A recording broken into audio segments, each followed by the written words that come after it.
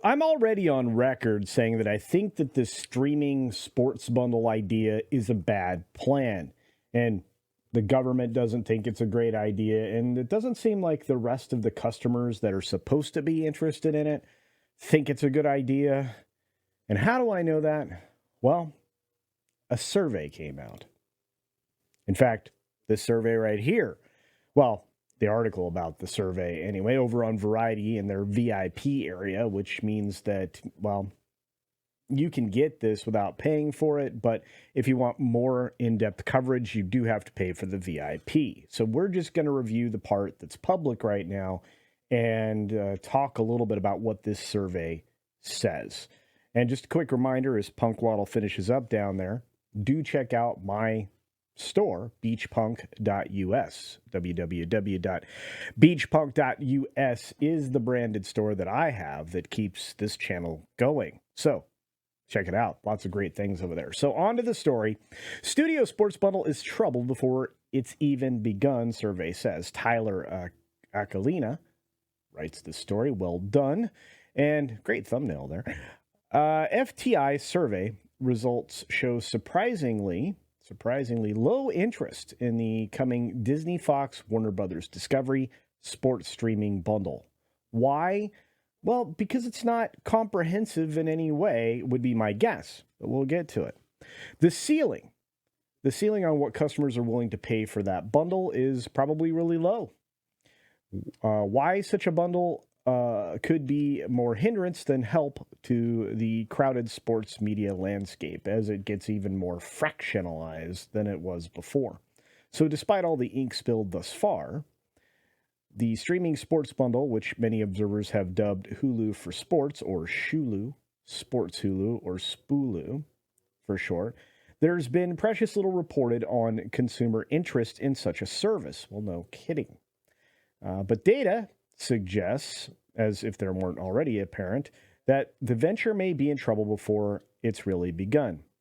According to a survey by consulting firm FTI Delta, shared exclusively with VIP, found that the total addressable market of this sports-centric bundle may be much smaller than the popularity of live sports on linear platforms would suggest.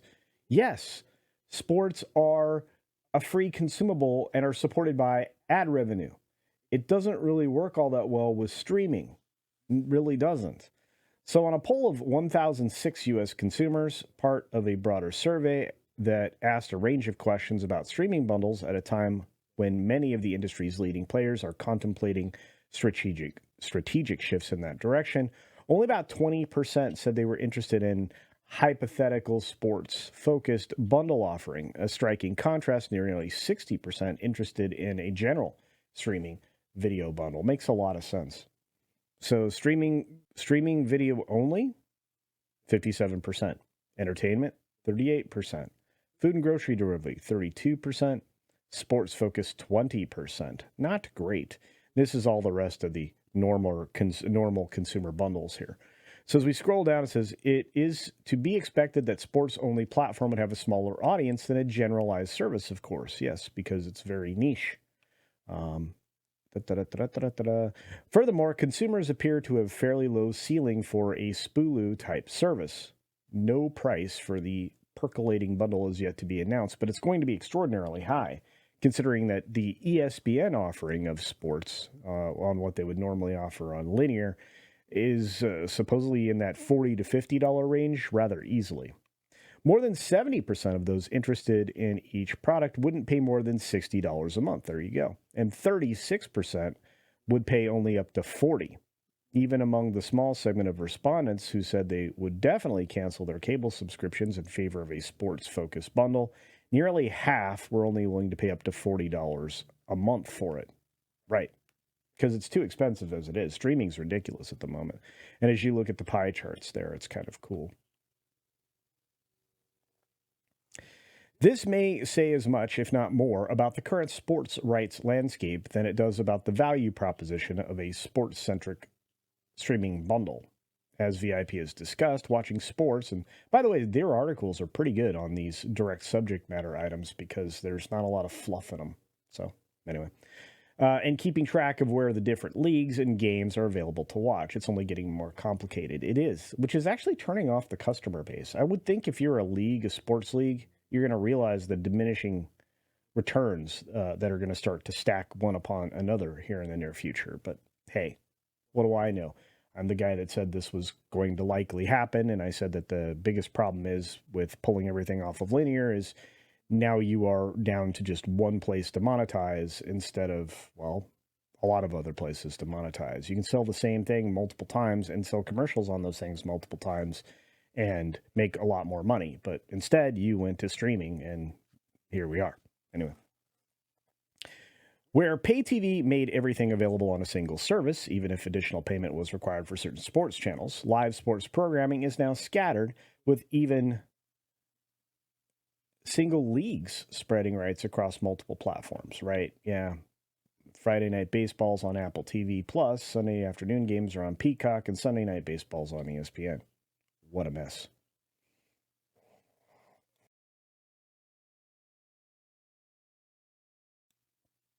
Adding another service to this overcrowded field is hardly an ideal proposition at this juncture, which may explain low consumer interest, even if it would simplify the experience somewhat.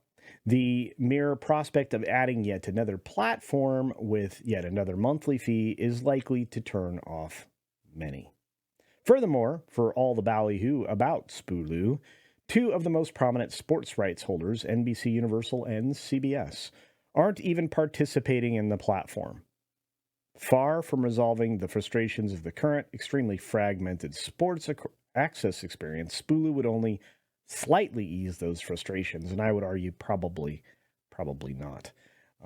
Again, there are rights obviously controlled by ESPN, but at the same time, you still have CBS, which carries half the NFL games, and NBC Universal, who has the specialty games. So I'm not sure why we would be driven to go anywhere other than those linear platforms to see this stuff. I don't know. This is going to be a mess, but there is revenue to be had through a sports-centric bundle. Yes, but only for about, 20% of participants in this survey. At $40 a month, it would attract around 13 million subscribers. That's not that much. The platform would take in about $6.3 billion annually, and that too may be overly optimistic. I think it is terribly optimistic. I think you're probably looking at about $5 billion, which might cover the rights to the sports for a year.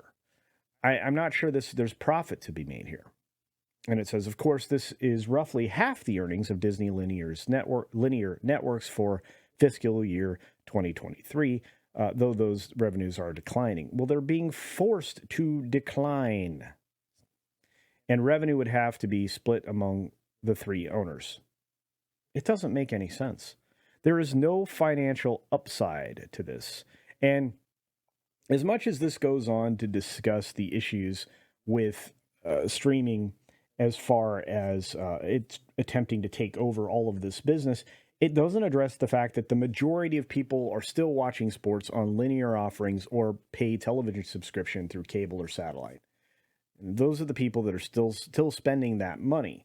It's so difficult to engage on a streaming platform with the content that you enjoy. Again, the stuff that's on Apple Plus, like baseball and things like that. Or it was weird trying to do it on YouTube.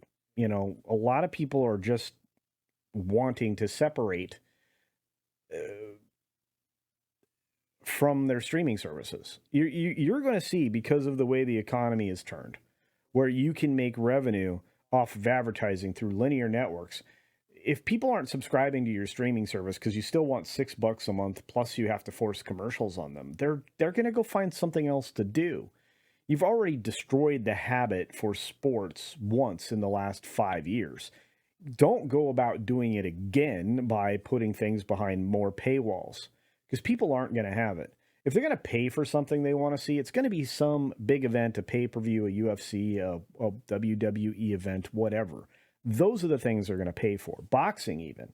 What they're not going to pay for is something that had been traditionally free for so very long, and now you're putting more and more blockades in the form of paywalls in the way. I don't see any upside. I don't think it even. I don't even think it actually takes care of the rights issues. It doesn't solve paying for the increasing rate of sports rights per year. I mean, look at how much money YouTube is having to shell out for the prime ticket, the NFL prime ticket stuff. It's insane, and it just becomes more and more unlikely that people are going to pick up more and more of these streaming services. I predict in the future there are going to only be 3 major streaming networks and a bunch of also rans that are always scraping it together to try to stay running. Creating a sports entity like this isn't a win, and it likely isn't going to change how most people would want to see their sports. In fact, I'm still going to argue that if anything, linear television should be making a comeback. And in the form of diginets, it kind of is. Let me know how many streaming services you have currently. I'm interested. I think that people are going, 1 to 3 streaming services at max and are probably looking to cut that down to 1. But let me know your thoughts down in the comments section below. And while you're down there, hit the thumbs up button. And if you're not subscribed, please make this the time that I earned your subscription, because I am fighting YouTube right now to hang on to them. I don't know what's going on with that. On that note, be sure to take care of yourself, take care of others, and until next time, see ya.